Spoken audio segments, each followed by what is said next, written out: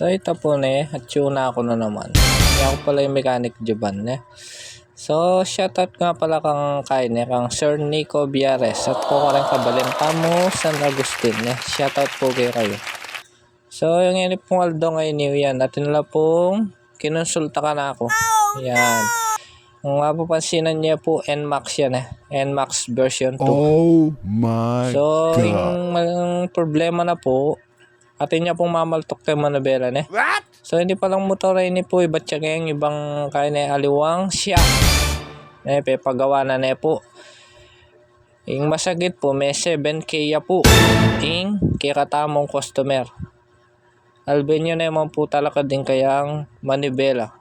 Ang pong siya. No. So, pansinan niya po nung naning mali kining motor ini.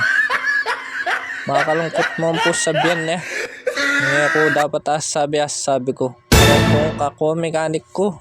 Diyos ko. Samasanta mo po. At siya po pa na yung makanya ning gagawan nyo. Parang customer.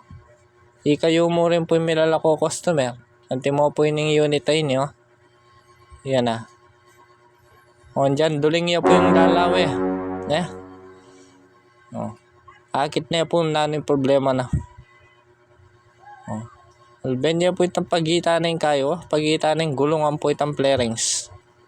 Yan na. Indaliri po, lumub kayang allowance na. So, yung problema na po ng unit ay ni may resolve. May gastos yan kaya katamong customer. Yan po kaya akit na.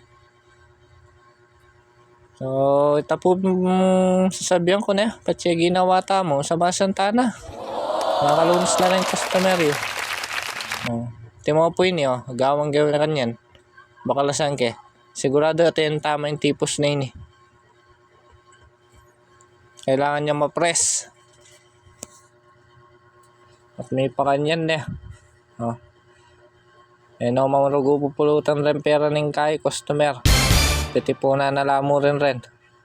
Makanyan niya po. So ito po shoutout na mo po kaya katamongan Pa-share na mo po yung kaya katamong video. Pag-follow na mo. Yan ako pala yung mechanic dyan.